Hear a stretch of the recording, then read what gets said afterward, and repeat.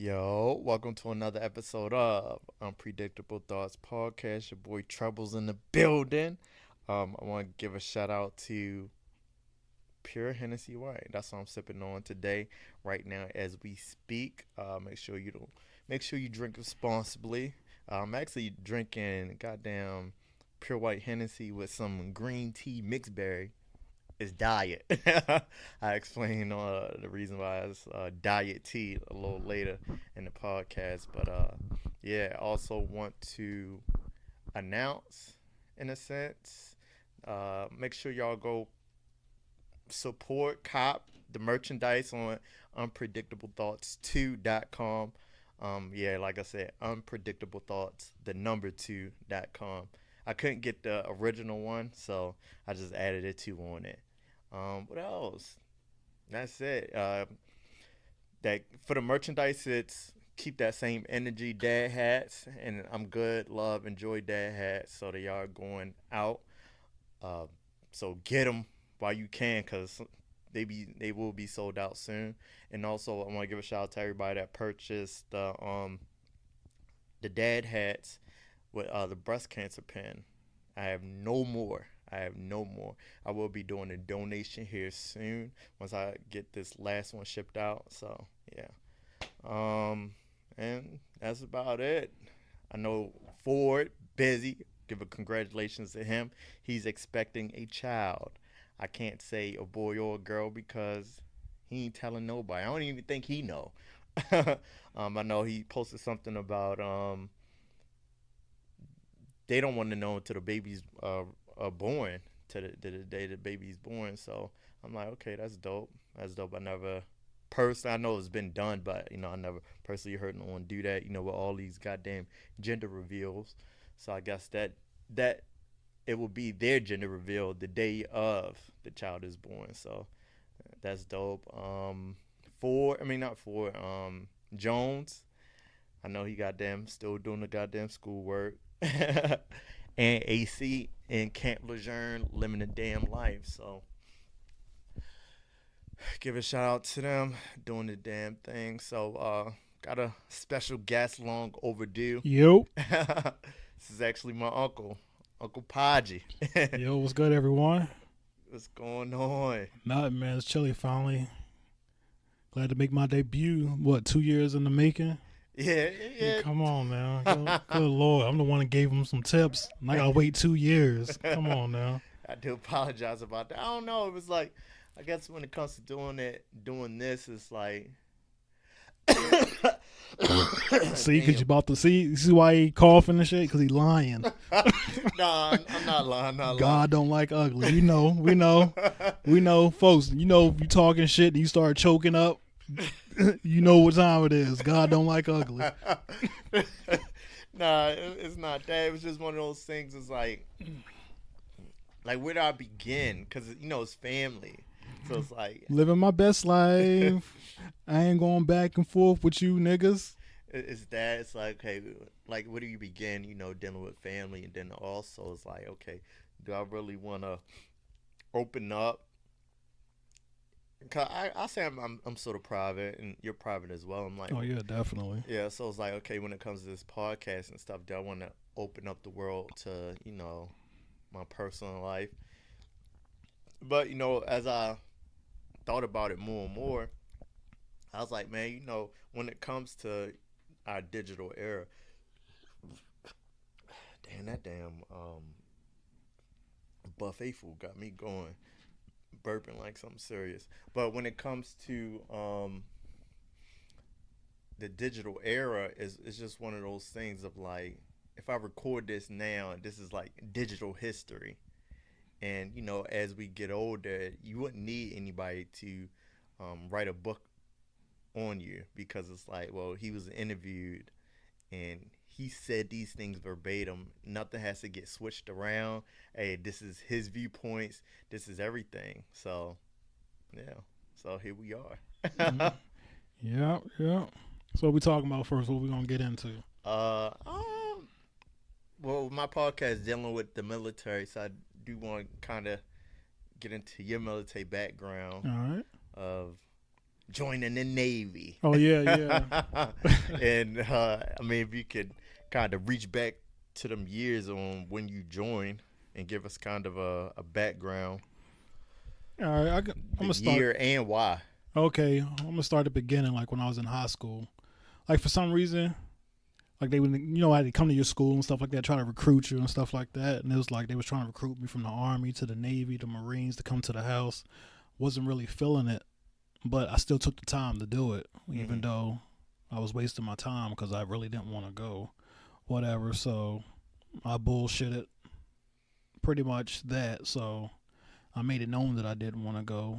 So finished high school.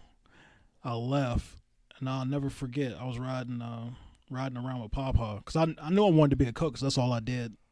That's all I wanted to do since high Our school. grandfather. Yeah, Yeah. your father. Well, my father, his grandfather, which they call him Papa. So he asked me one day, like, "What do you want to do with your life?" This was like after I finished high school. So like a year after. Yeah, a year after, because I was working at Taco Bell and everything like that, just having an odd job, just making money and stuff. So he was like, "What do you want to do?" And I got stuck.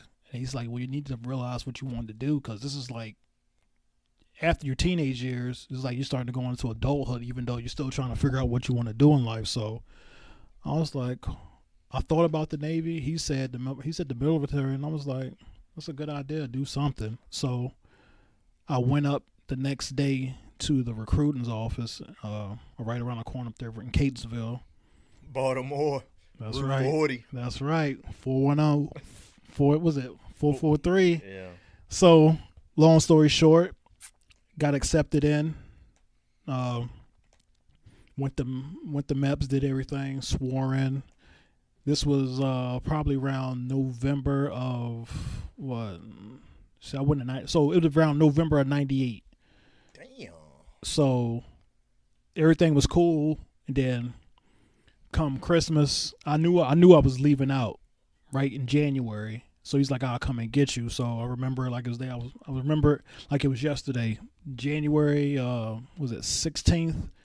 I'm waiting around, so I'm just, and like when you anticipate something, you're just getting nervous because you're just like, "Oh my God, this is really about to happen." So I remember he came. About to go. Yeah. I don't know what's about to happen next. Yeah, so he came, and this was like at 7:00 at night, because I was getting. I'm like, "Dang, he ain't gonna come," because I'm thinking I'm waiting like 2, 3, 4.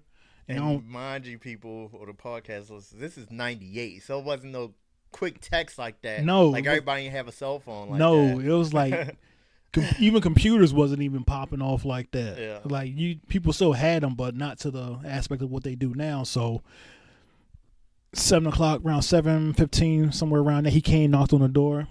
I said goodbye to everybody. Went to the airport. Next thing I know, I'm in Chicago with a whole, not knowing, like, this is my first time away from home, so I'm just like, man, what do I do? Where do I go? Whatever. Was it a culture shock?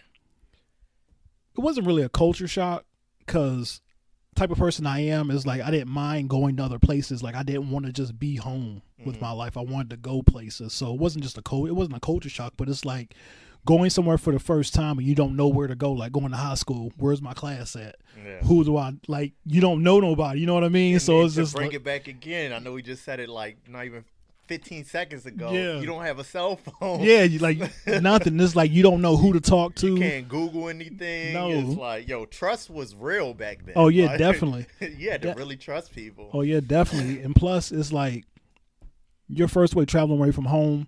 You finally getting to Chicago. You get to the airport. There's nobody there waiting on you. Be like, okay, here, follow me, go here, and you're just looking around.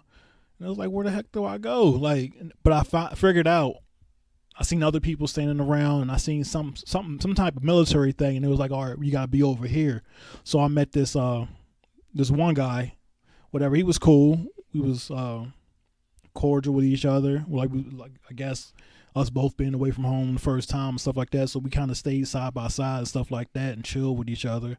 So next thing you know, they get us, and then we go on. We get on. I think we get on a bus, and then we go to the base, I guess, where Where your boot camp was at. Yeah, the boot camp was at. God damn. Yeah, so imagine January, Chicago, Great Lakes. It's like it's cold. You can't prepare for Chicago weather. I don't care what you do. There's nothing you can do to prepare for Chicago weather. When that wind hits you, it's like somebody whooping your ass. I'm telling you. So we get there. We sitting around. It's like a bunch. It's like one of those.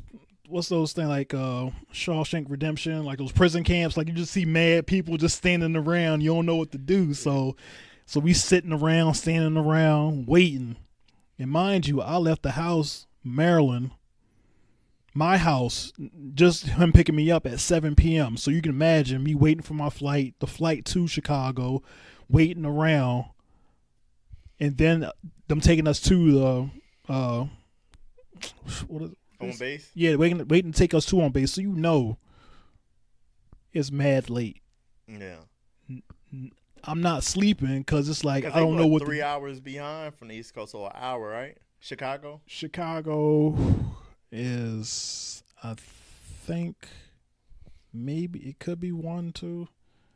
Yeah. Because I know the further out west you go, that's the more time it picks up. Yeah, exactly. So I know California is out that far. That's 3, I believe. So I think it may be a 1 hour difference. Whatever. Yeah, hold on, I'm looking it up right now. All right. Yeah, it's an hour. Okay, so it's an hour difference. Well, it's not really much, but still. That could affect you a lot. It can. Well, a lot, like anything, a lot can happen in an hour. So just mind you, I'm waiting at my house from 2, so it means I've been up since like 9 o'clock that day, and it's past midnight, going into 1, 2 o'clock in the morning. I'm tired.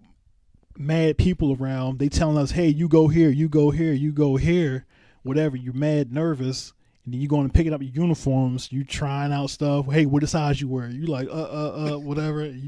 They just like bitch, shut up. Move. Yeah, I know. So I get my stuff. We go back to our quarters where we're going to stay at, whatever.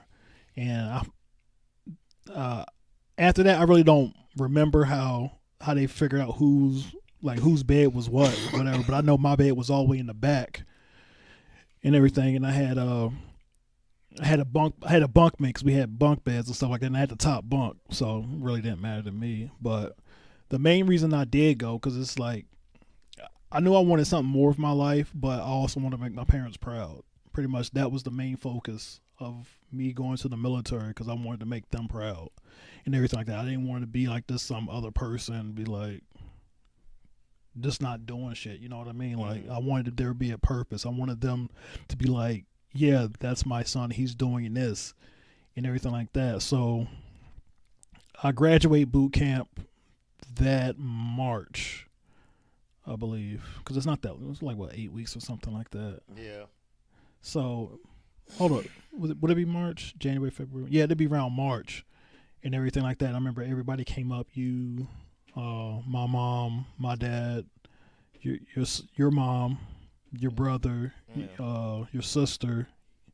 Let me see, Mama Kay was there and everything like that. 'Cause I still got the picture on my Twitter account with all of us in a group picture and everything. So, and I also remember like it was. I remember once we did our march and we got to disperse and chill with the family and stuff like that. I remember me and you by the bullet taking a picture and you doing a little. That's when the wrestling was popular. Was it the Generation X? Oh you suck it. Yeah, you throwing that up. It was what me and you. I think it was me and you, and then in that one it could have been Nana, my mom. She's passed away. R.I.P. my mom. Outside, and I remember there's another picture with me and you and Nana on the inside, 'cause I have that picture on my Twitter account too as well. So I remember Papa and them left. I don't remember where your mom went, but I had to go. I had to go back to the base because I had to stay in an hour duty. We all had to stay in an hour duty, so that way, if anything went on, if somebody came through, somebody was always there. So I remember I took like the first shift, so I took an hour. Boom, came back. We went to the. I forgot what the building was, but like a pizza spot joint. Yeah, because I remember we had pizza and stuff like that. I still got that. I don't know if I think your mama got that picture. Yeah, she do. Because I had it was just me, you, and it was me, you, and my mom, Nana, at that time right there. So, and I remember, I guess when it was time to go and everything like that, because I'm gonna take it. I'm gonna take it back from the military. Like me and Chris, we grew up pretty much together. Troubles. Yeah, we grew up together, pretty much. Summer, everything. He's like 12 years older than me, so I was 12 when he was born. Younger. You said 12 years. You said I'm 12 years older. I was 12 years old at the time when you was born. Yeah. So he was a baby. Pretty much, we still grew up together. He would come down to the summer and stuff like that. So I would come visit him. It's like that. We just go hang around. Like we was mad tight. Like anywhere I went, he was right beside me, pretty much. So back to the military thing. I remember when it was time to go, whatever, and like I guess it was upsetting. So he started crying and stuff like that, and I felt bad, whatever, because they had to leave and stuff like that. So a couple days later, I went out to San Antonio, Texas, for my A school. And what was that? That was because I was a mess specialist at the time, which they call a culinary specialist now. So cook. Baby. Yeah, pretty much a cook and everything like that. So I went to Lackland Air Force Base, stayed down there. I guess that was 4 weeks. Were you able to pick that job? Yeah, I was able to pick it. I was able to pick that job because that's what I wanted to do ever since high school. I wanted to cook some fashion. So I went down there, finished that school. I guess over my class, they had like a captain that's over everybody. So the captain, whatever, I'm not trying to make fun of him, but I guess he just couldn't take it, whatever. He just went and he just couldn't take it. So they moved me up to it. So I was pretty much in charge of my class and everything like that. So formations, anything, like I was in charge. So I took that. I was cool. I was cool with that. I enjoyed it and everything. So once I finished school, we took our test, and our grade, depending on our grade that we got, chose where we got to pick. Like, say the person made 100 on their final exam, they got to pick first. So I was like number 3, I believe. Because somebody picked in front of me, and they picked Hawaii. They picked the aircraft carrier out to Hawaii. And that was going to be my next choice because there was another one, but his buddy wanted to go, and I was just like, all right, cool. Since y'all, they was like super tight, whatever, and he was just like, yo, man, mine. I was like, I really didn't care, whatever. So I was just like, fuck, forget it. I'll pick Norfolk. That way I could be close to my family. So that way I at least drive home and visit everybody. So I did that and everything. So let me see. All right, school over. I got to come home to visit for like was it a week? Then I had to fly back down, then fly back to Norfolk to check in. Yeah, check into my ship, which was in Newport News at the time. They wasn't finished building the Harry S. Truman at the time. So shout out to Harry S. Truman. Yeah, shout out to Harry S. Truman, CVN 75. I think they were just on the news for LSD drug ring. Okay, oh Lord. See, when I was there, we was winning the awards left and right. So anybody that know, when we was there from what? Let me see. When did I get there? The end, like the middle of '99, all the way to 2003. Turn your mic down a little bit. All right. Loud. Yep. Yeah. That better. Yeah. Okay, so from '99 to 2003, we was doing everything. We was winning the awards. We was getting awards for everything. I remember my first. I don't know. Let me see. God, what would he be? He was our officer. His name was Mr. Cole. Oh my Lord. He was, I ain't gonna say he was like just like a mean officer or whatever, but he was strict. You know what he wanted, whatever. So that's cool. It's like I've really never had a problem with people in charge, whatever like that, because it's like I'm here to do a service, and what my service is what you telling me to do, so I have to do it. Yeah. Whatever. Just like with boot camp, like I was so many people that couldn't hack it, and I'm not making fun of them for not being able to hack it, but I knew what my purpose was. It's like, look, I have no problem following orders. Like, my mom was like, you get on her bad side, you already know what time it was. So, and Pop and my dad, whatever, he was like, look, you better get it together. So I already knew from a young age, following orders it's nothing. It's like it doesn't make you less of a person to have to follow orders and stuff like that to try to, oh, I'm a man, I need to man. I'm like, look, you gotta have that. You gotta have stability. So that really never bothered me in the military. But long story short, I did my time on Harry S. Truman, and once I finished there, I went to Maine. What was it? How many years were you in VA? VA was from 99 to 2003, so that was what, 4 years? Yeah. Well, 3.5 years, because I didn't get there to the ship till like June. So the first half I was in Chicago, then San Antonio. So I'll say like what, 3.5 years, and then once I did that, I went up to Brunswick, Maine. But I did have a chance to do 2 tours. Been to London. Hold on, so you re-enlisted? Yeah. When I went to Maine, I re-enlisted. Yeah. Oh shit. Yeah. So I finished my time there. So were you going to re-enlist again or no? Because at that point you'd have been doing 8, right? Yeah. I probably would have. Whatever the situation that happened the way it was, but it is what it is. So whatever. But to backtrack, I remember they used to go. They called them cruises. Yeah. So I've been on 2 deployments. Okay. So the first one, I believe that was right after my mom's dad passed away. Mm-hmm. Nana's, her father, he passed away in 2000. And I went. They called me on the ship. They let me know what happened, so I got permission to go down to North Carolina for his funeral. Then once the funeral was over, we was going out to our first deployment like 2 days later. Damn. Yeah, so I wasn't really prepared for it, whatever. But mentally or what? You can say pretty much mentally and physically, because it's like somebody's telling you you're going to be gone away for 6 months. Like how do you prepare? Like you can't take. You can't. That's just like when, like earlier, like you said, leaving for boot camp. You about to go to boot camp, and you're like, yeah. So and? yeah. So it's like, okay.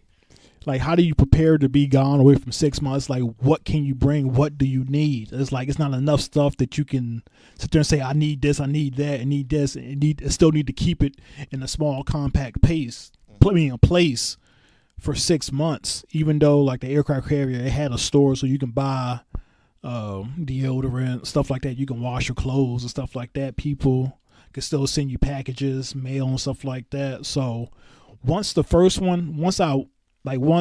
got a grasp of, okay, we're out, and then we made our first port, I was just like, it just made it easier from then on, because it's like, okay, we're not out the water for 6 months. You actually at least get to go to places, walk around,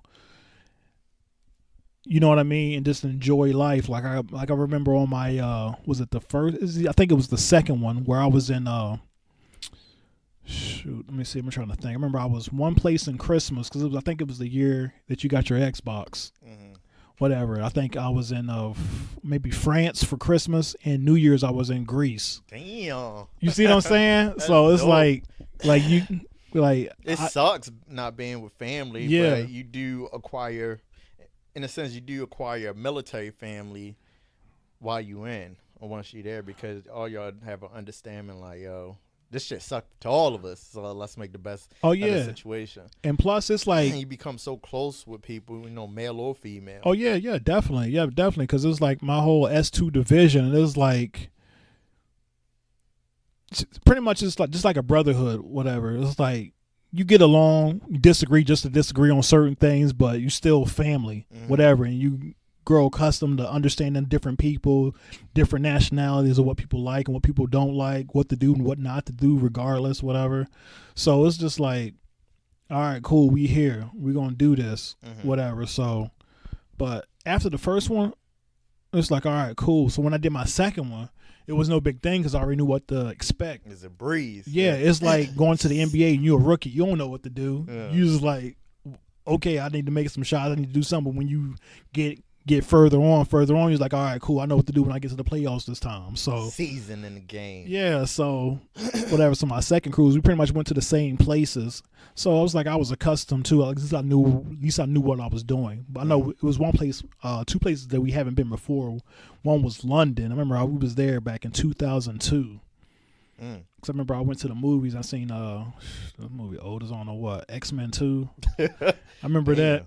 Yeah, so, but it was like, remember that story I was telling you about when I went to London, whatever, when I told you about the McDonald's and stuff like that. Yeah. They had like the McDonald's looked like a fancy restaurant. It had 3 levels. It was tight. And then I was telling my nephew about what's this, one of these corner stores bought me a CD player, and I'm looking around like, you in a different country. You don't expect to see certain things. So I'm looking. I'm like, yo, Dipset, what's going on with this? So I was like, I'm gonna cop this. Let's see what they talking about. So at least they know what time it is when it comes to music. You know what I mean? It's not like they got some other stuff. It was like they rocking with us. So I was like, all right, cool. Let me pop this in, and stuff like that. So I can say I really enjoyed my time while I was in the military. But once my time was up on a Truman, like I said, I did go to Brunswick, Maine. I do want to recycle before we go further than that, because you say you joined in 98. 9/11 is what, 2001? No, I joined in 99. Well, 99, and the towers went down in what, 2000, 2001? Right? Yes. And your boat was one of the first ones. No. I'm glad you bring this up. I'm glad you bring this up for real though, because I keep forgetting certain things. See, digital history, baby. That's right. That's right. So the crazy thing about that is we just came back from a cruise. So from a deployment. You just came back from a deployment. How many? 6? More like 6 months. Yeah. Yeah, they all 6 months. Okay. Yeah. So I think this was my second one. No, matter of fact, no. Let me see. No, it was my first one. Yeah. So we came back.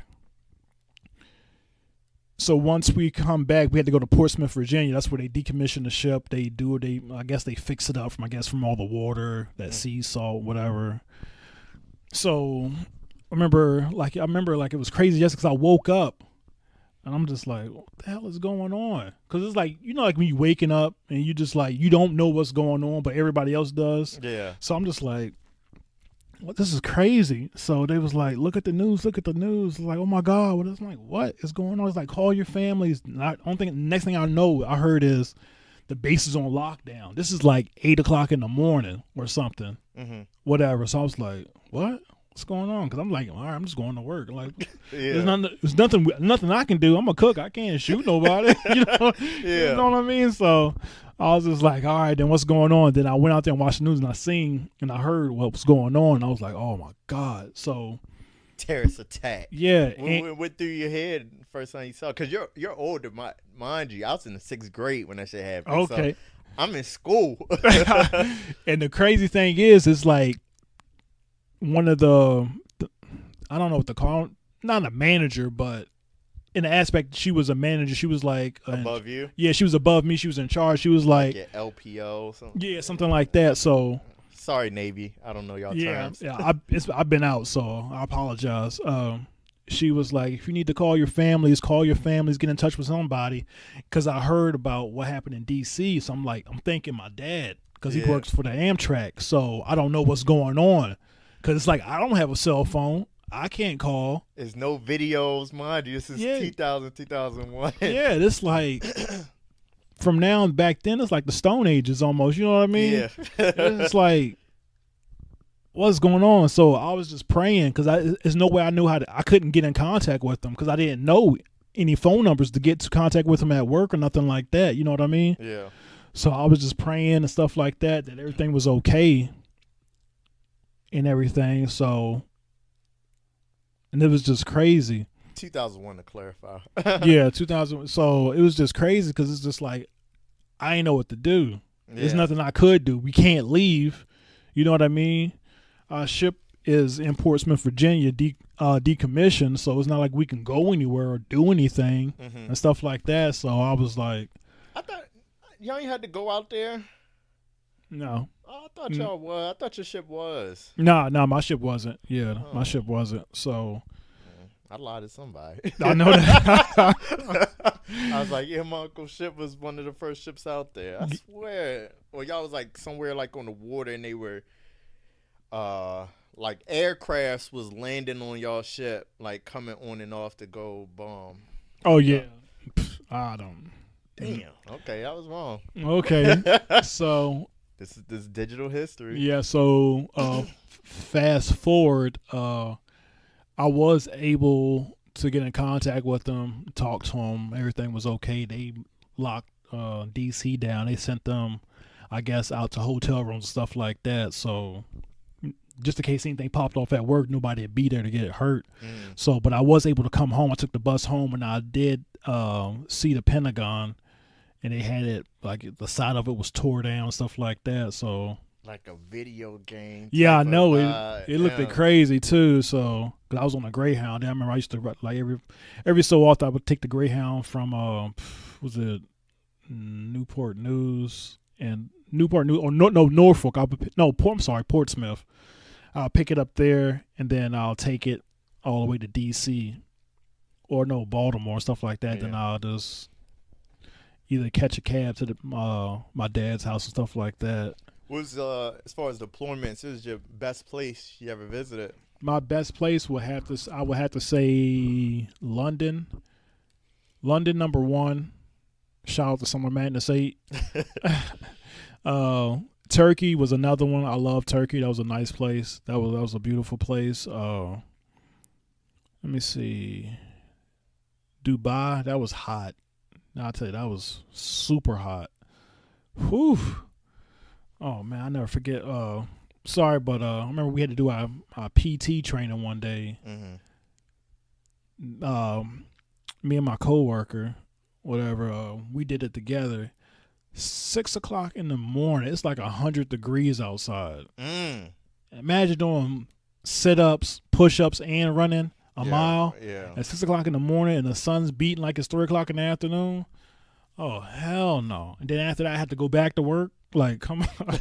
I was like, yo, but that place was nice though. That was a nice place where I got my first Rolex watch from too. Ooh, yeah, probably lost that shit now, huh? Yeah, yeah, that was mad. That was mad time long ago. So, but I enjoyed it was St. Martin. That was nice too.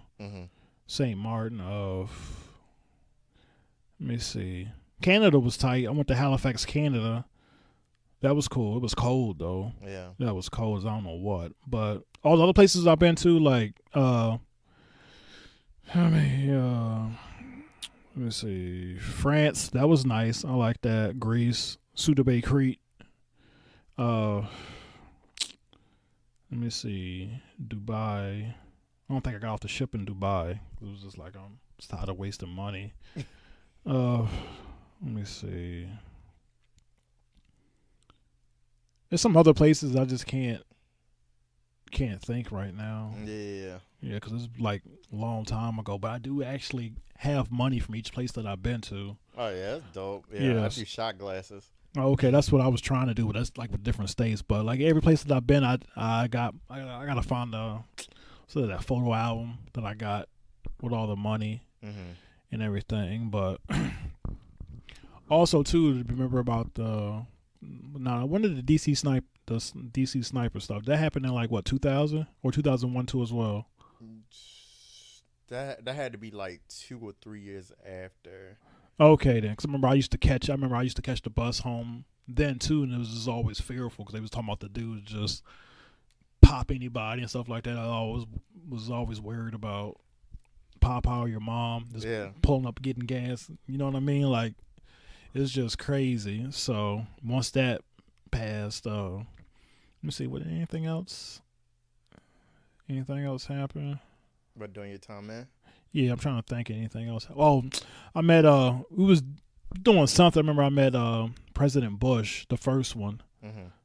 Whatever. Some people may not like him, whatever. He was a cool person. Me, I shook his hand and everything, so it wasn't like that was your boss at the time.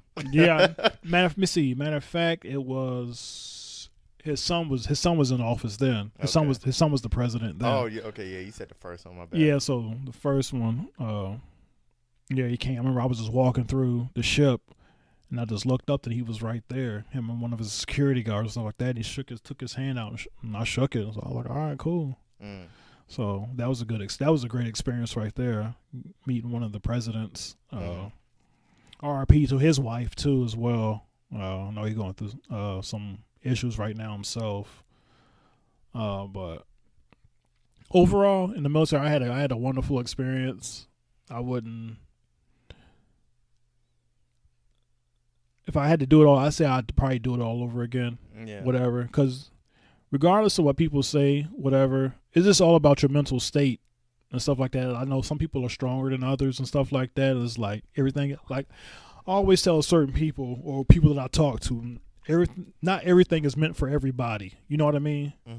It's like if everything was meant for you, everybody would be doing it. You know what I mean? Like everybody would be a sports player, everybody would be a rapper, everybody would be a business mogul, or everybody would do politics. Not everything is not like you can do whatever you want to, but I'm just saying everything is not for everybody. But for me, it just showed me a different way of life, and I appreciate and I enjoyed serving my country. Like I said, I'll do it again. Whatever. It was a stepping stone for you in life. Oh yeah, definitely. Like even if I stayed in, like even if I did stay in and everything, like I know I would have retired. What? Let me see. I would have retired next year. Do you regret not? Oh, not really, because like right now, early retirement, I guess. No, not really, because I probably. Nah, I won't say I regret it, because it's like even after the military, I had great experiences. Even though they all wasn't great, they was still a stepping stone for me to learn. Just like now, I'm a conductor. Oh, we're gonna get into that. Yeah, I enjoyed that, and plus me using my military to go to school right now. So I'm working, going to school.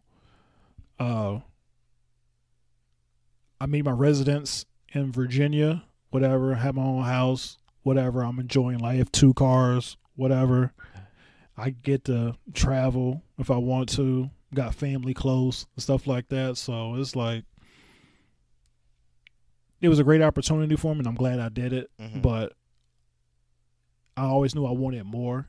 Yeah. And stuff like that. So I just say I don't say I regret not doing the full 20. So what you saying you want more? Do you think the military couldn't give you more of what you wanted? I say it could, but I never know now, because it's like I didn't do it. Just like if I went to the military, I wouldn't be here right now doing this. Like I know none of this right here, what you see, me being in my basement right now, this wouldn't be like this. So I could say that I don't know what it would have been like. Whatever, I probably would have regretted staying there. You know what I mean? Like, cause like you do something, you're just like, why did I do this, man? I could have done something else. You know what I mean? Like, I'm happy the way my life turned out. Like, I enjoy every bit of it, from the good, the bad, the ugly, the worst. Like, what's yet to come. You know what I mean? So, it's just what it is. It is what it is, and I enjoy it. No, that's dope, especially hearing it from a perspective like that, because it's like you get people that'll join and get out, and they're like, damn, I should have just stayed there. But I guess because maybe they didn't have a plan before they got out. Yeah. Or for the people, I always feel as though sometimes with the military, it's like for the lifers, they always say, hey, don't get out. There ain't nothing out there. But I always like, yo, there's stuff out there. It's just that you're scared.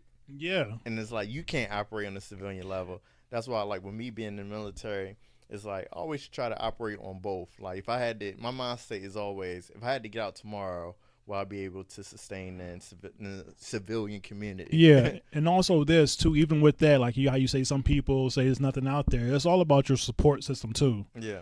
Like, and your networking. Yeah, because like nobody else knows, but we know how our support system is strong. From your mom, my dad, me, you, whatever, we all give each other advice, whether we choose to take it, whatever, that's on us.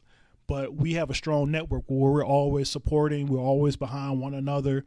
So even if something like, say, hey, if you did get out, you know that you have a strong support system that's going to help you. Amtrak, baby. That's, you know what I mean. Whoa. Hold on. Hold on. Let me pause this.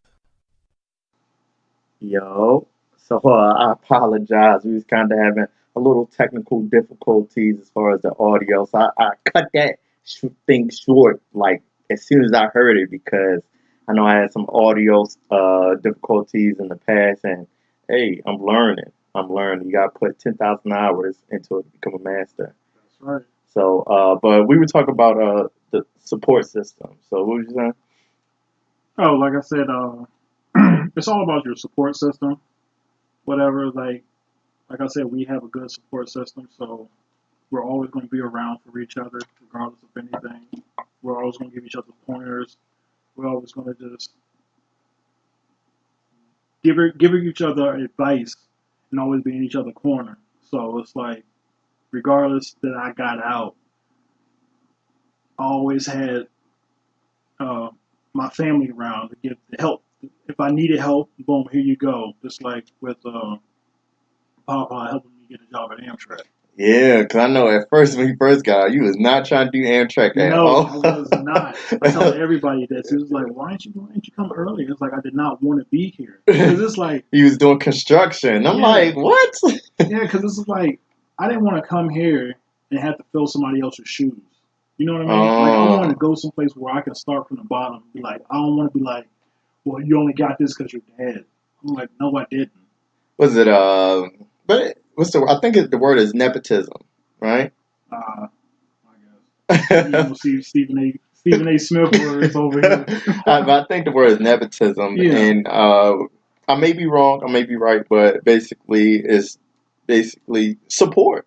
It goes in support of Yeah. saying like, well, hey, I could get you the job because I'm on or whatnot. I feel nothing is wrong with that. Oh, yeah, You nothing's just wrong carve with your own lane. Yeah, I just As long as you could work for it, you know, yeah, and don't mind being at the bottom or whatever Oh yeah, because position. I have no problem with that. It's just like I just didn't want to be here because it's like me knowing as a kid. It's like my dad. We was always at work. It's like, damn, we're gonna do something. You know what I mean? Oh, got It you. was like I come from school. I understand you gotta work. You gotta work to keep the lights on and stuff like that. Like I didn't understand that as a kid. Yeah. But as you grow older, you understand. It's like I'm like he was doing that so that way I can have what I needed and show me that if you want something, you got to work hard for it. You have to make sacrifices.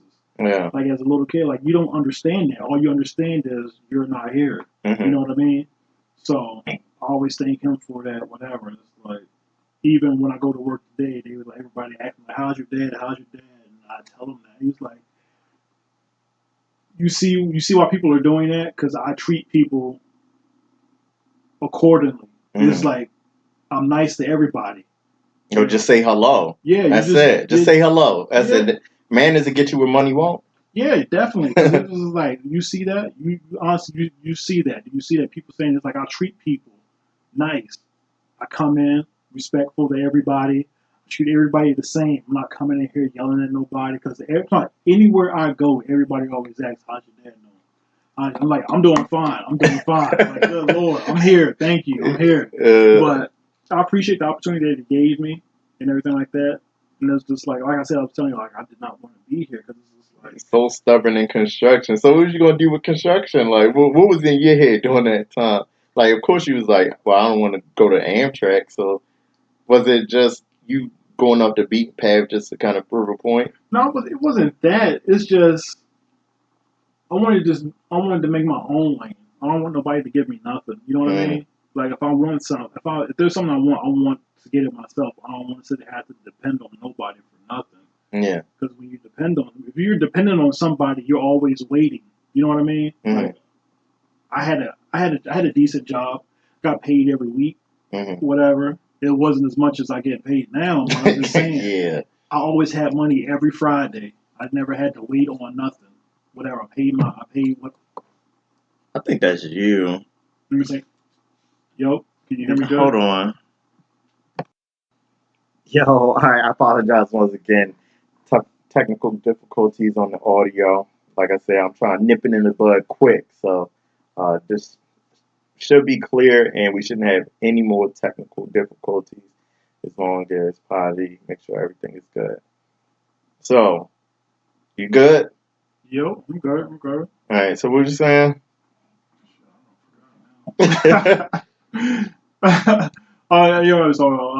Me coming here, like I said, I had a decent job, whatever. I was getting paid every week, so I really didn't see a point, whatever, Mm-hmm. to come up here and everything like that because I was doing good for myself, Mm-hmm. whatever. But I was talking to my mom, and she was like, "Yeah, go ahead and take it." That's also another reason I didn't want to leave her. You know what I mean? Mm-hmm. Because it was just like she was down there, nobody else. Mm-hmm. Like everybody else was up here, so I took it, and I did. He's onboard services Yeah, I at did first. onboard service first. Did that for 3.5 years. What does that consist of? For people that don't know, that may want to get into the Amtrak world, Well, for my which is a good world. yeah. For me, I was doing long hauls. It's different for every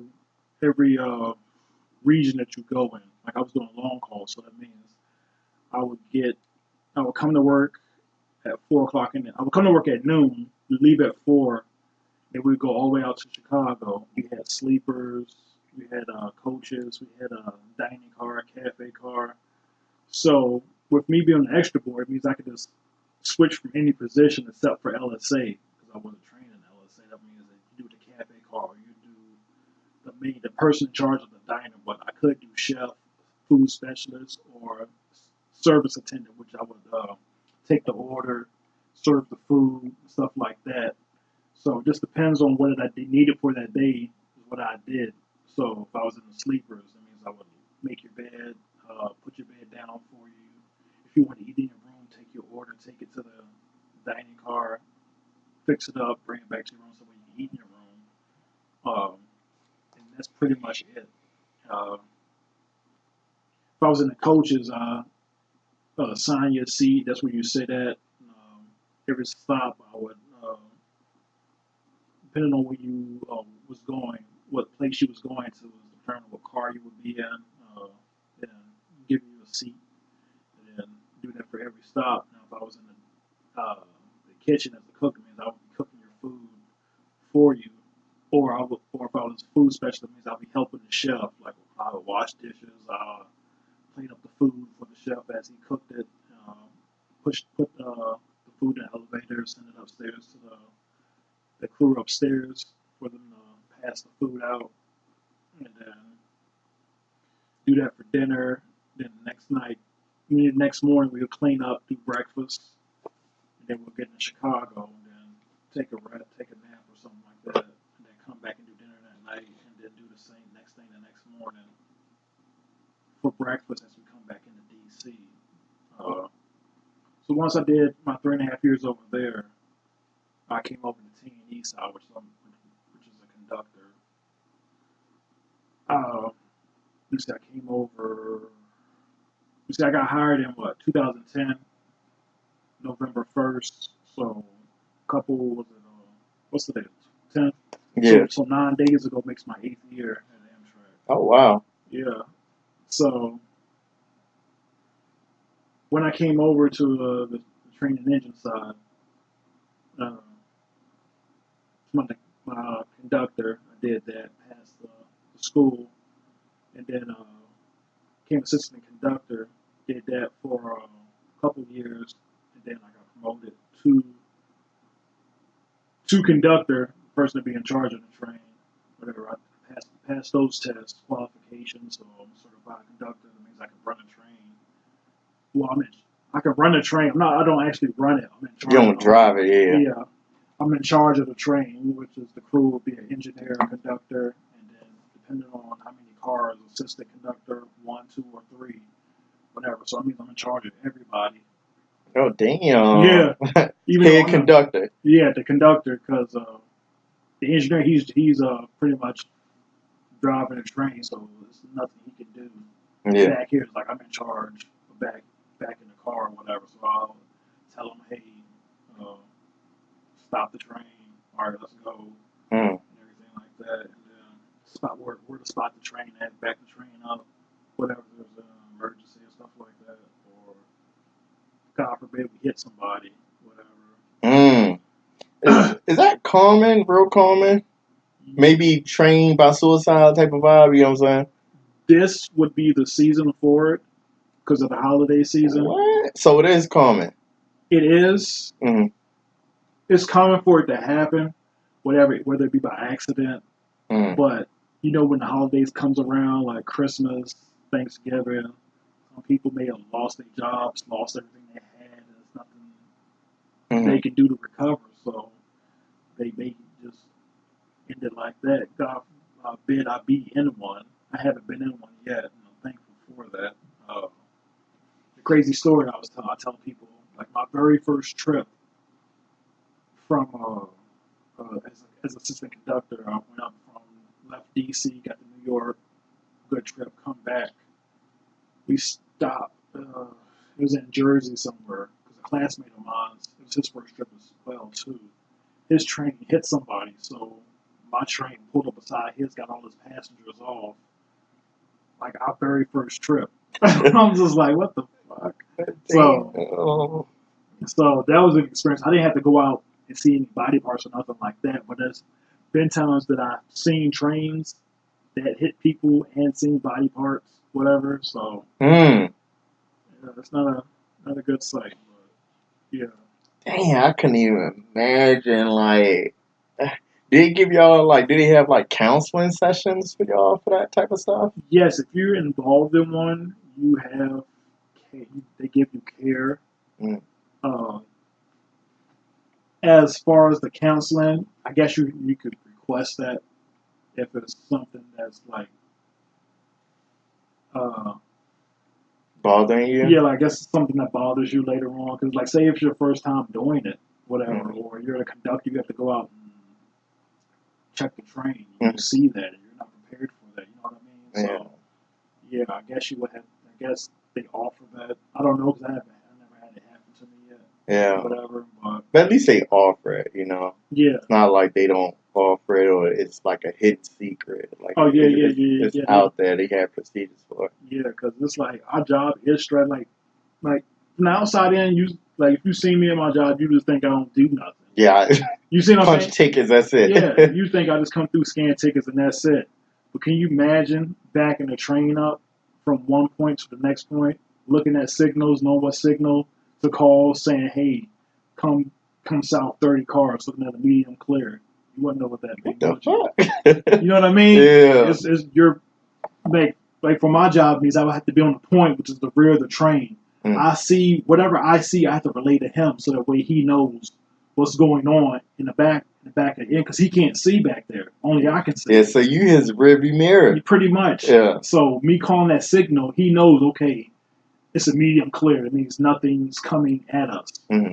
So I have to look, make sure nothing's, there's no cracks in the rail, make sure there's nothing foul in the track, like anything that's over the track and stuff like that. Anything that's potential enough to, I guess, pull hoses apart and stuff like that under the train. So it's more than just goddamn punching tickets. There's more than punching tickets because since I'm a qualified conductor from DC to New York, it means I know what's going on. I know all that territory. That's a lot of territory to cover. Yeah, from DC to New York that's probably about a 5-hour drive. Probably 5.5 hour, 6 hour drive. Yeah, I'm just talking about driving on a car. Yeah. On a train, it's a little longer because all the stops in between. No, it's only a 3.5 hour trip on a train. I was just thinking all the stops in between. Oh no. It's like the stops because the stops are so short. Oh, got it.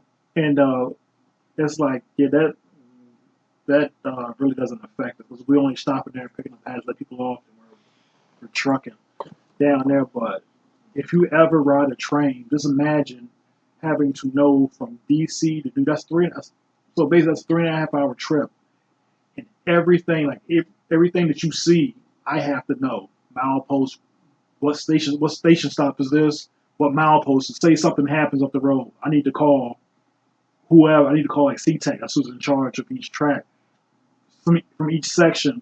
So I need to call and say, hey, C-Tech, we are milepost, blah, blah, blah, like 1.2 I say SeaTac one, we had milepost 106.4. Yeah. Okay, they can look on their sheet like, all right, cool, you right here. We got to route trains around you so nothing comes through and hits you Hmm. both ways. You know what I mean? Yeah. So if I told that to a regular person, they were like, huh? What? What does that mean? Like, Yeah. you would know what it means because I have to know that. You know what I'm saying? It's like, it's more than just, say, hey, let me get your ticket, please. Yeah. You know what I mean? So as far as trains as a whole, of course y'all have to know a lot of stuff, y'all, because y'all have, in a sense, y'all have people's lives at hand Oh, yeah. each day or whatnot. So kind of explain to like some of the past mishaps. Like I guess like a couple years ago, like somebody engineer was on his phone, derailed or something like that. You're talking about let's see, the thing in Philadelphia you're talking about? Yeah. That, I don't know too much. I don't know too much. I just hear hearsay about that. Yeah. I guess they say something about, I guess, somebody shot at the was it the motor, whatever, Oh damn. and the engineer, I guess, ducked or something like that. He was going too fast. I know he was going too fast, and the train derailed, killed a couple of passengers. It was all over the news and stuff like that. It's like I just hear hearsay about it, so I don't know what actually happened Uh-huh. and everything like that. Because I remember, I didn't even know what happened. This is the crazy thing. Because everybody was calling, like, you okay? What are you talking about? Like, I'm fine. I'm trying to go to sleep. I just got home. Yeah. I look on the news, and the train derailed. And I was like, oh, no. Because everybody was just, like, hitting me up. Are you okay? You okay? I'm just like, what the hell are you talking about? Yeah, I mean that's the same thing. Yeah, because it's like, anything can happen. Say something happened out west, people are asking me am I okay? Because it say Amtrak. You know what I mean? Yeah. It's like, Yeah. it's like, nah. I mean, but at least they have the decency and courtesy to hit you up, and the urgency to hit you up. Yeah, So. and I appreciate that too. I always appreciate it, but I always think it's funny. It was like train derails in California. I live on the East Coast. Yeah. You know what I mean? Like what? Yeah, so it just be weird sometimes too. But I said for overall, pretty much I enjoy my job. Like I know there's some good times and bad times, stuff like that, aggravating times, just like the time I told you, incident that happened to me and stuff like that, and everything. So, what's some perks about it to kind of maybe recruit people? I ain't gonna say recruit. Maybe to enlighten someone that whoever listens to the podcast, military or non-military, that's like, oh, I never thought about working for Amtrak because for the military side of the house, your years do carry over. Yes, you still you have to be active though. You can't be. I don't think you can be retired. You have to still be active. Like say, with you, like if you since you were in the military stuff like that, and when you came, like it will carry over that way type. It's like with me being out already before I came, that doesn't count. No. Anything like that. So you still have to be active.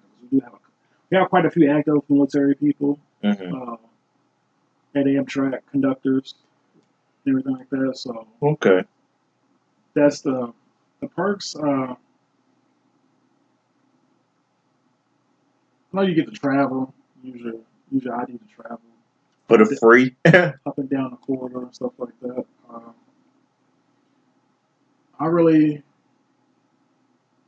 I know there probably is whatever, but I really don't use any of them. Yeah. You know what I mean? Cause well, you don't know.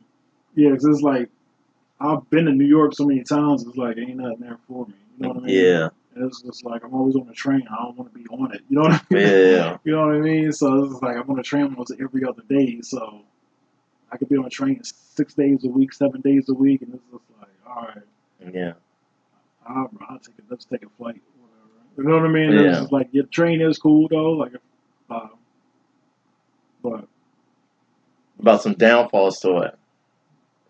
I know y'all do y'all work. Like, yeah, we work. Mandatory overtime. Yeah, we work, whatever. So it's not hard work, whatever, but you still need to be safe at doing it.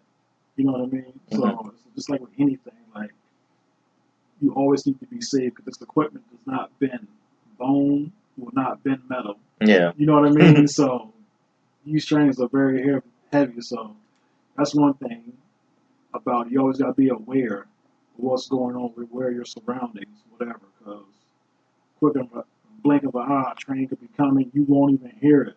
Yeah. You playing around, boom. You out. I see you in the afterlife. You know what I mean? Yeah. Like I'm trying to be funny about it, but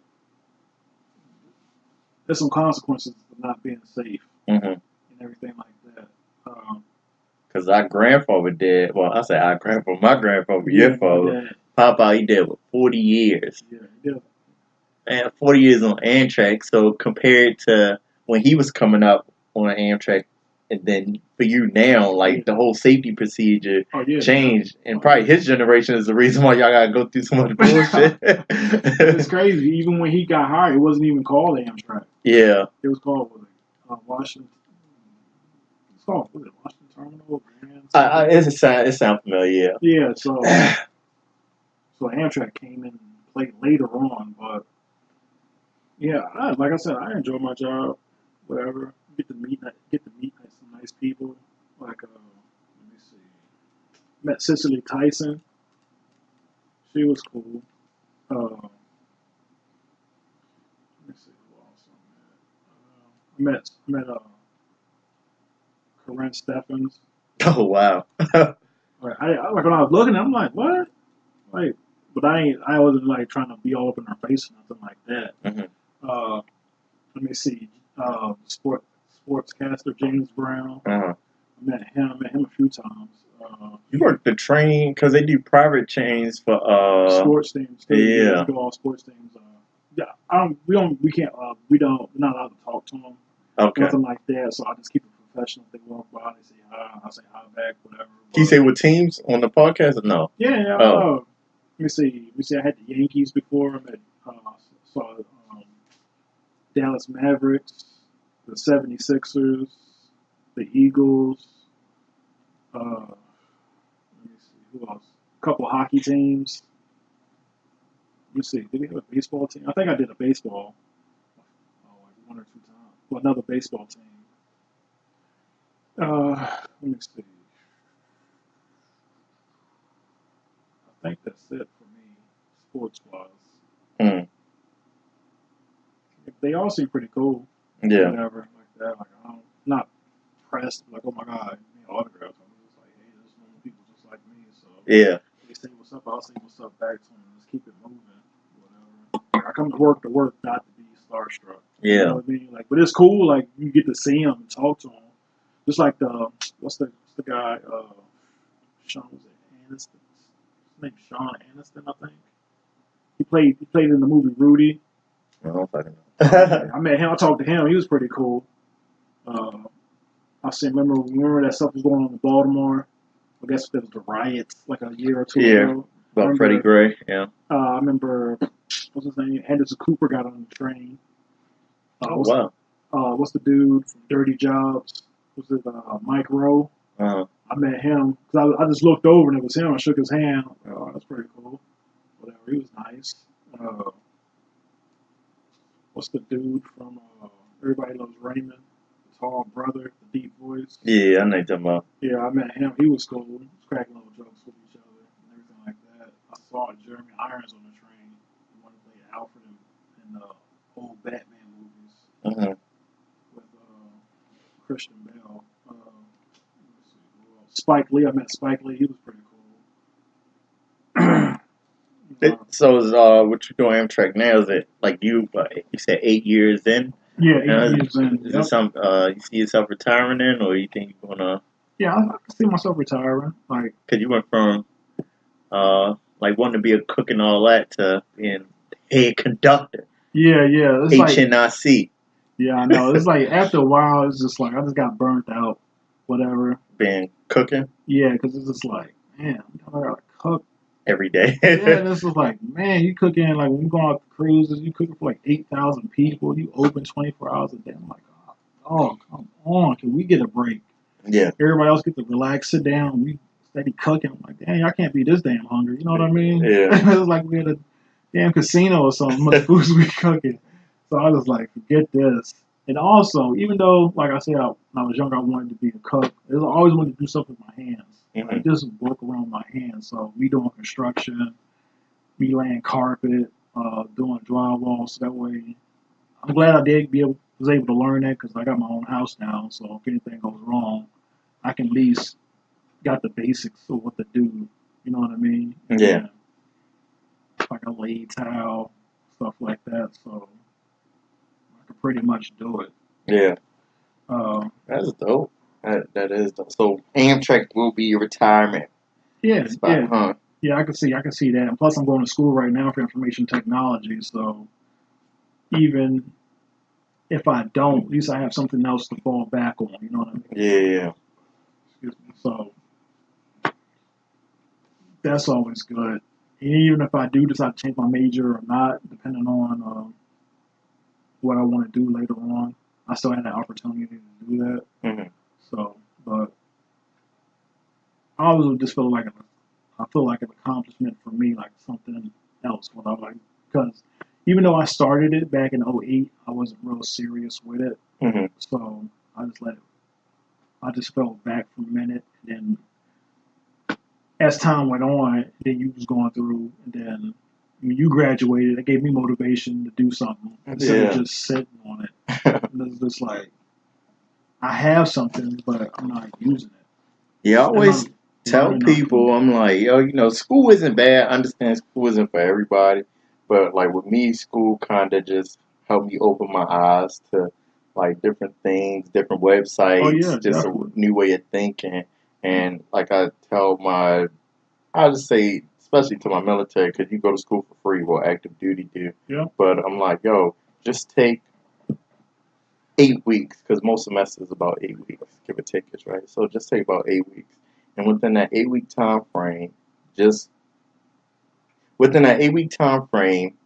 look back once the 8 week is over and try to see what you accomplished. And if it ain't nothing, I'm like, yo, you could knock out one class and just keep on doing it like that. So I mean, I'm glad it was a little motivation booster to you returning back into school, because I'm like, shit, I used to be struggling, especially doing online classes. Oh yeah, that should be hard too, especially with my schedule. At least yours is all day shift. Yeah. Whatever. You may have to do like duty once a month. Duty once a month. My schedule will go. I'm getting called at what 12 o'clock in the morning, 1 o'clock, going to work, coming home 7 o'clock. Still got schoolwork to do. Yeah. You know what I mean? And it's just like, but I still appreciate it for what it's worth, because I'm glad I'm still able to do it and keep my grades up too as well. So yeah, I'm gonna come through to your job tomorrow and watch you work. Maybe my inspiration later on in life to work for Amtrak. Well, that's actually is my goal after retirement. So I guess my last question to you is, earlier you said in the podcast, you kind of joined the military to make your parents proud. So now overall, be all, what you joined the military and you're doing construction and work for Amtrak now. Have you made yourself proud? oh yeah, definitely, because it's like I always like the first thing is like I always wanted to make them proud of me, but like my parents or whatever. Mm-hmm. I always wanted to make them proud, stuff like that, and show that what things that they taught me, it didn't go to waste. Mm-hmm.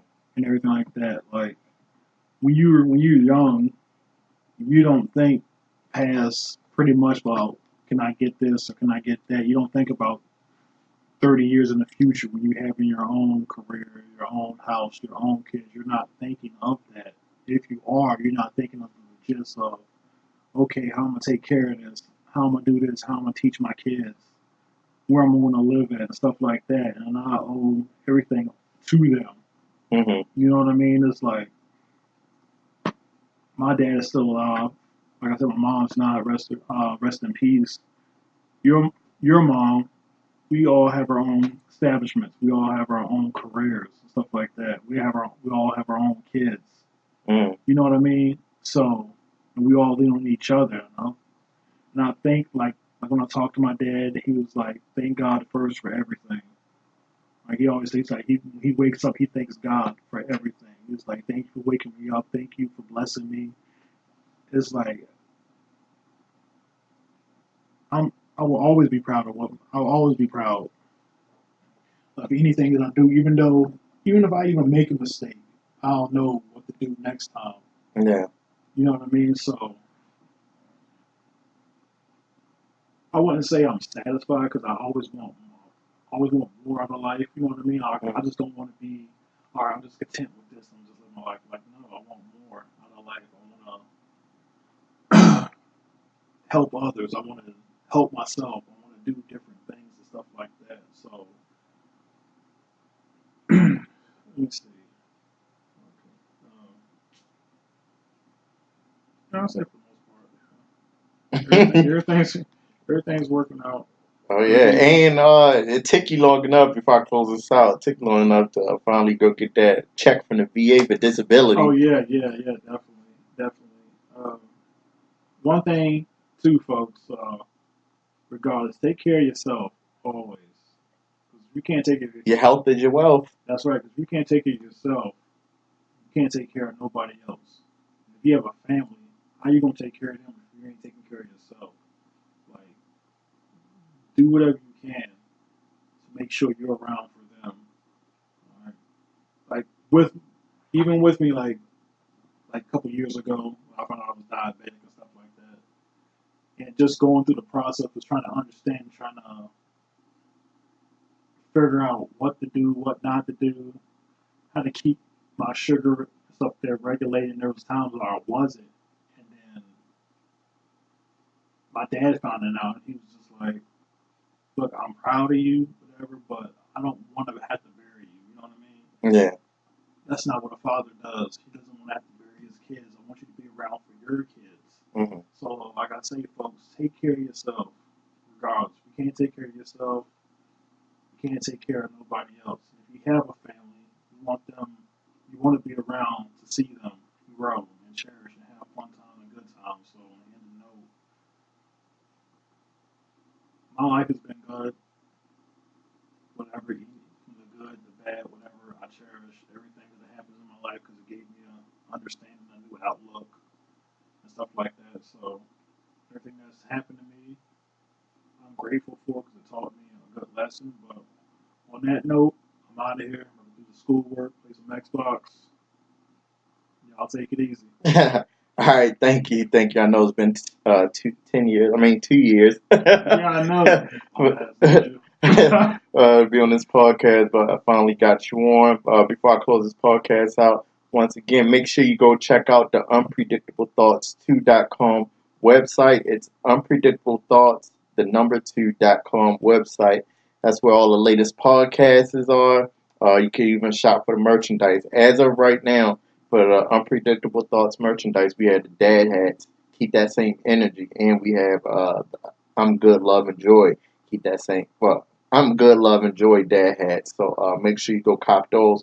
Also, for all my podcast, Unpredictable Thoughts podcast advocates, a couple months ago, interviewed Sinead, aka Afro Mama Love. She's coming out with her coloring book, a breastfeeding coloring book, which is very, very dope. It's dope. It's dope as hell. Like, for real, it's dope as hell. I can't even like describe the dopeness of it. But make sure you go support.